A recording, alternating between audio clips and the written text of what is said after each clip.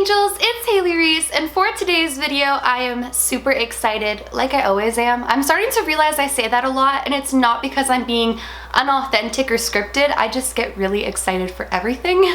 But today I'm really excited because we are taking it back to some Christmas themed spooky stories, and I'm going to be sharing with you guys some of what are supposedly, I haven't read them myself, of the scariest true ghost stories that are said to make our arm hair stand up. So I guess we'll be the judge of it. We're gonna hear some Christmas themed ghost stories, and we're going to dive into the spooky but festive spirit. Before I get into today's video, I do want to say that it is not sponsored by this company, and I am not being paid to share this with you guys.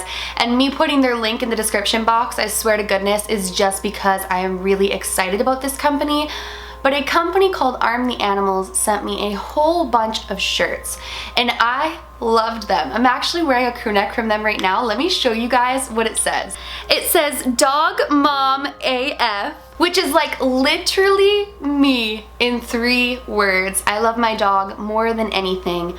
But what I love even more than this crew neck right here is what this company stands for. Arm the Animals' mission is to provide both funds and support to animal wellness organizations, which is something that I'm extremely passionate about because, for those of you who don't know, I have a little dog named Ace. He is the best thing to ever happen to me, and I actually rescued him after he was taken from an extremely abusive, dangerous, and traumatizing home prior. And he is the best thing that's ever happened to me. So any company that creates cute, punny, adorable, like pet owner gear, I am all for it, and especially when it goes towards helping animals that may have been in tough situations or just really need the funds and the support in order to stay alive, like my Ace did, because if I never found him through any rescue organization, I would have never met my best friend. So I wanted to share this with you guys. I will have a link to all of their stuff down below. They have some of the cutest stuff. Enough rambling and getting emotional and sappy over my dog, who I love so much.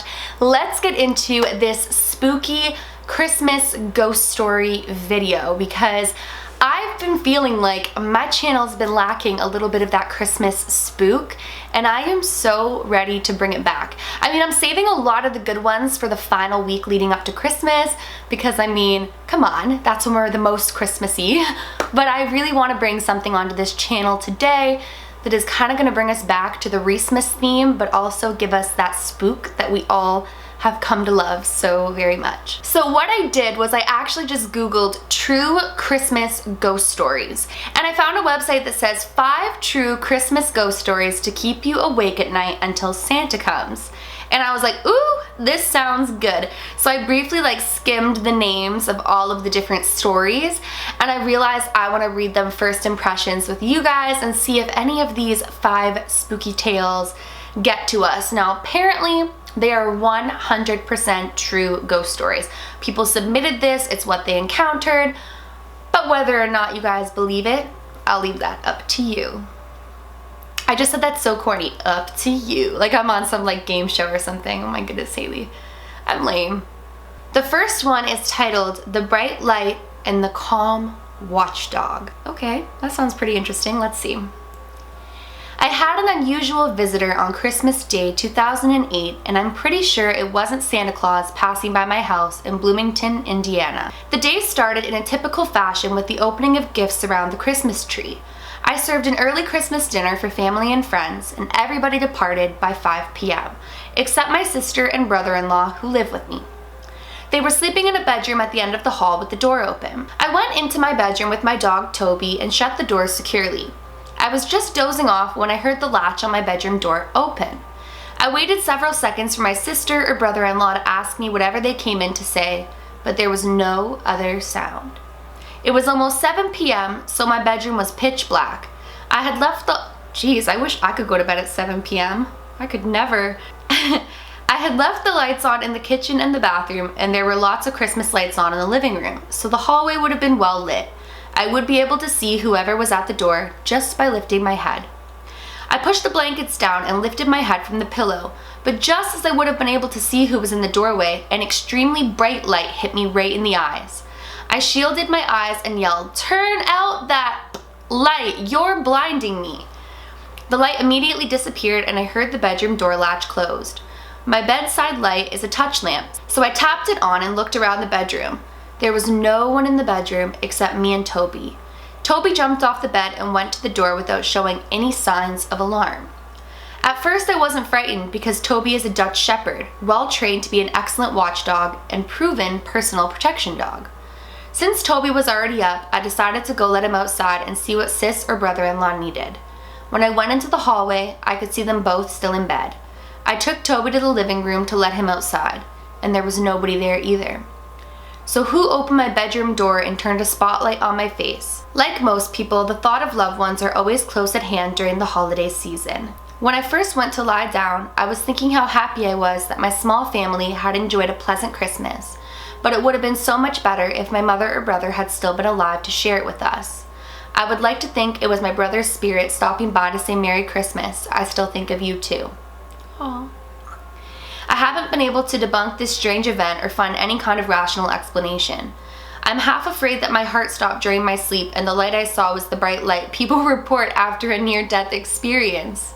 Leave it to me to see the stairway to heaven and ruin my chance at eternal paradise by saying, "Turn out that light." I've made a mental note that if I ever see another bright light to clean up my language, just in case.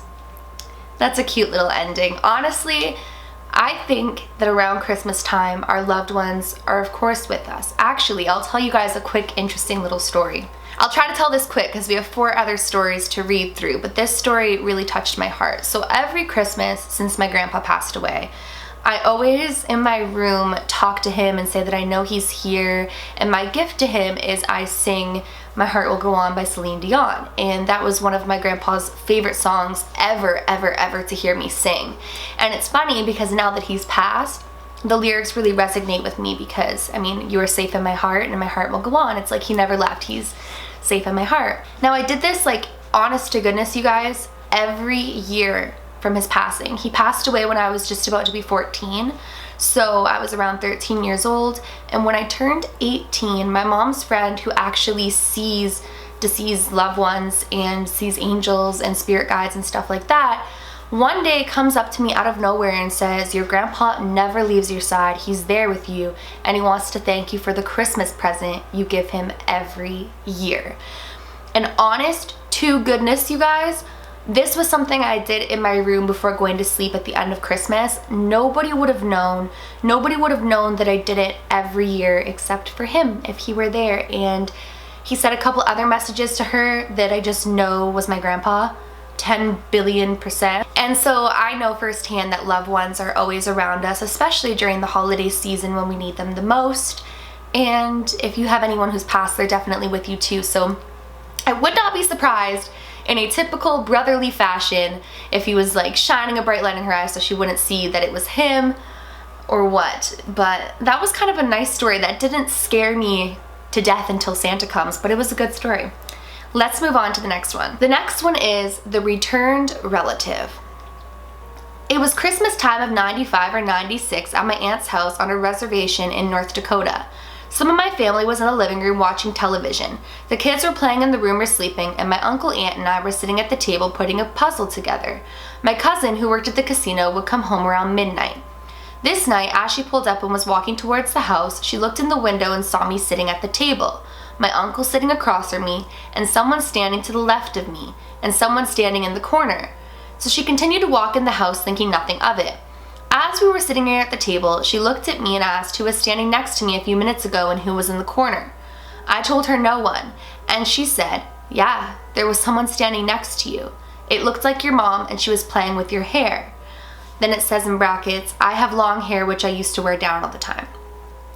She said this person was running her hand on my hair like a mother does to a child. It kind of freaked me out, being I was probably only 12 or 13 at the time. My cousin swears up and down that someone was standing over me, rubbing my head and watching us put the puzzle together with my aunt and uncle, and that there was another person standing behind this person. We got around to thinking it was probably her mom she saw. She passed away on her birthday a week before Christmas in '92.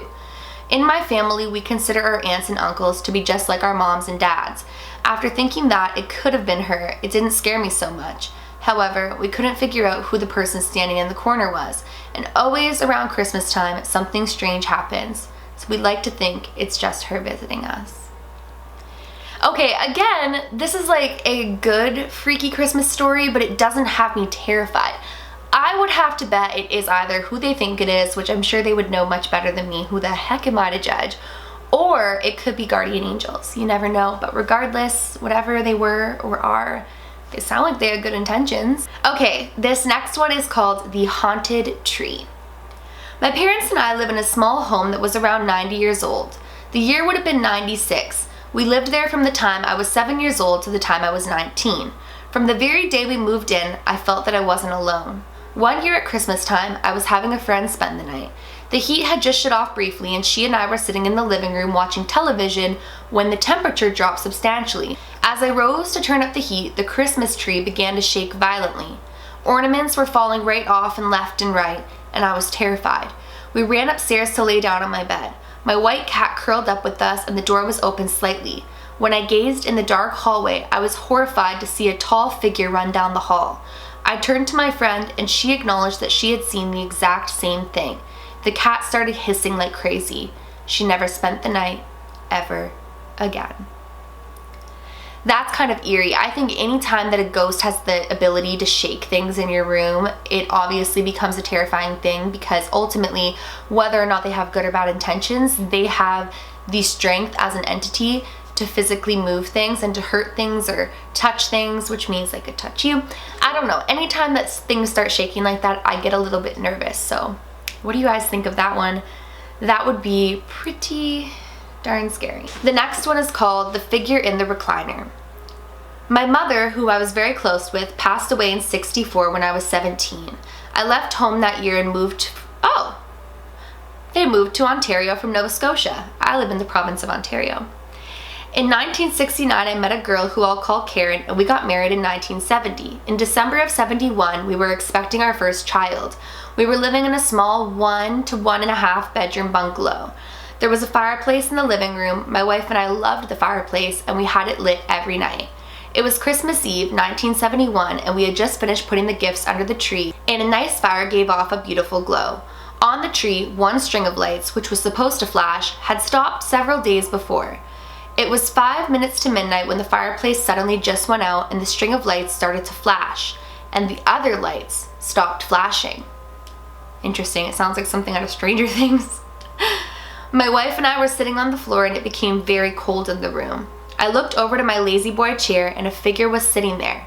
My mother, with a big, beautiful smile on her face. My wife, who had never met my mother, said that she could see the same thing. This ghost never spoke, but just kept looking at me and my wife smiling. At 12 midnight, the fire in the fireplace started up again and the lights on the tree stopped flashing and the others started flashing again. I looked over in the chair and she was gone. No matter what I did to those Christmas lights, they never flashed again. Woo! That's a good one. It's eerie because the lights went out. She used her ability to flash only those lights that went out. And after that, when the ghost disappeared of his mother and everything went back to normal, those lights never worked again. I don't know. It's spooky in a wonderful way. Like a lot of these ones I'm finding are scary, but in positive ways. I don't know. I think they mistitled this article. And the final one is titled The Ghostly Christmas Choir. That sounds kind of freaky. On Christmas Eve night, 1978, at about 3 a.m. in Oregon, I was suddenly awakened by a choir singing. The house was new construction, miles from the nearest church. I strained to hear any words that I could understand or a tune that I could identify, but I could not understand the language or the tune. I did get the feeling of angelic and gladness of heart. This was truly a heavenly choir lifting their voices on high, singing to the highest in an unknown tongue without the accompaniment of instruments. That's interesting. I examined the television, but it was turned off, as was the radio. I explored outside, but the singing was not heard outdoors. The way the countless male, female, and children's voices intertwined together, the tones going from the highs to the deepest of bass voices in perfect harmony, it must have lasted 10 minutes, but it stayed with me for eternity. So something interesting and spooky about this, I just popped my pop socket in case you heard that noise. Something spooky but interesting about this is that 3 a.m. is when the veil's the thinnest, and it does happen to be a time that a lot of negative, demonic, or evil spirits come through. It could honestly be that when the veil was the thinnest, a whole bunch of ghosts or deceased people in the area were just singing Christmas carols together. I don't know, that one's kind of spooky. I can guarantee you on my life, if I lived in a remote location and all of a sudden at 3 a.m. I heard a choir singing, I would never go outside to look for them. That is just, I would just never do that. But I mean, to each their own. It sounds like the part in the horror movie where something really bad is gonna happen to that person. But I mean, if they said they got an angelic feeling and they felt, you know, purity of the heart, then it must have been a good experience. Well, you guys, those are the 5 spooky Christmas tales. Let's read what they titled that again, because I have to say, I think they may have slightly mistitled it. So it was titled 5 True Christmas Ghost Stories to Keep You Awake at Night Until Santa Comes. Okay, so maybe they didn't really mistitle it because they are spooky and they are ghostly and Christmassy, but I found a lot of them to be reassuring and beautiful. What do you guys think of these stories? Do you think they're terrifying, or do you think they were beautiful, or what would you do if any of these things happened to you? On that note, has any of these types of things happened to you? I would really love it if you guys would let me know in the comments below. I just love it every single time that you guys tell me what you think or what you've experienced. It's the best thing ever, and I feel like it really connects us. So don't forget to let me know in the comments below your thoughts, your experiences, and anything and everything that you felt during this video. On that note, that is the end of today's video. I love you guys so much. We hit 300,000. I cried real tears. I get so emotional every single time I see my subscriber count go up. Like, I am so humbled that 300,000, over 300,000 people in this world are engaged in the content that I create and support me and this family and this channel. It just means absolutely everything to me. I don't even know what to say other than I love you guys so much, and I'm gonna keep working so hard to continuously create consistent quality content for you guys, because you guys deserve that. You guys are so dedicated to me, and I really, really, really want to reciprocate that and be beyond dedicated to you guys. On that note, if you're new to my channel or you are just not yet subscribed, please go ahead and click that subscribe button. I post a ton of videos. I am posting every day from now until Christmas, the best time of year. And if you did enjoy today's video, I would love it if you would give it a big thumbs up, because it honestly encourages me to keep on making these videos, and it just means the world. And on that note, you guys, remember, my loves, do all things with kindness. And until next time, I love you.